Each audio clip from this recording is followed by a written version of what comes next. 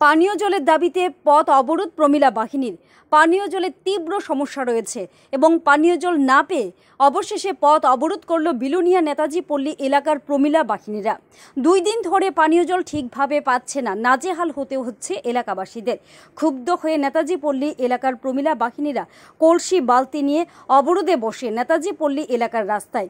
এরপর এলাকার নেতৃত্বরা এই খবর পেয়ে ছুটে আসে অবরোধস্থলে এবং অবরোধস্থলে ছুটে এসে নেতারা অবরোধকারীদের রাস্তা অবরোধ তুলে নেওয়ার জন্য এক প্রকার হুমকি দেয় বলে অভিযোগ রয়েছে।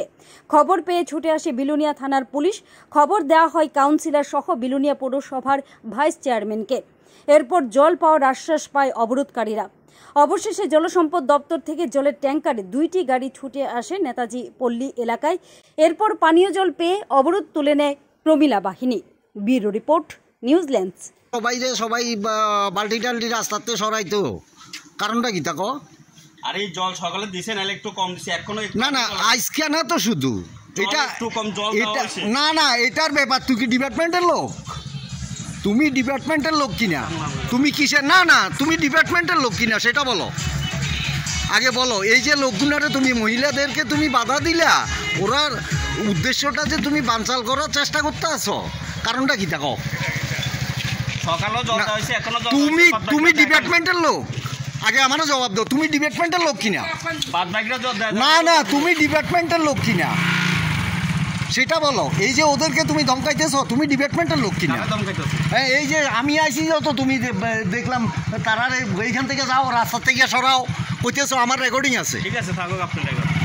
হ্যাঁ না থাকুক আপনার রেকর্ডিং। কম্পিটেন্ট ডিপার্টমেন্টের সঙ্গে যোগাযোগ করতেছি, সব প্রবলেম সর্ট আউট করে দিতেছি। Thank you. হ্যাঁ জল নাই তো 5 মিনিট জল দিছে সকালে, অনেক 5 মিনিট দিছে পরিবেলে জল ছাড়ি গেছে, জল নাই। আমরা জলের কষ্ট করতে। কতদিন ধরে এই অবস্থা চলছে? 2 দিন, আজকে আর কালকে। আমরা 2 দিন আমরা লেট্রিন যাইতেও কষ্ট, লেট্রিন যাওয়ার জল নাই, লেট্রিনে যাওয়ার জলও নাই। না এই অবস্থা। এখন তোমরা কি করতেছ? আমরা জলের লাগে ওই মেম্বারের কাছে ফোন করছি, মেম্বারের কাছে গাড়ি মেম্বারের কাছে জলের গাড়ি খরাবো, মেম্বারের কাছে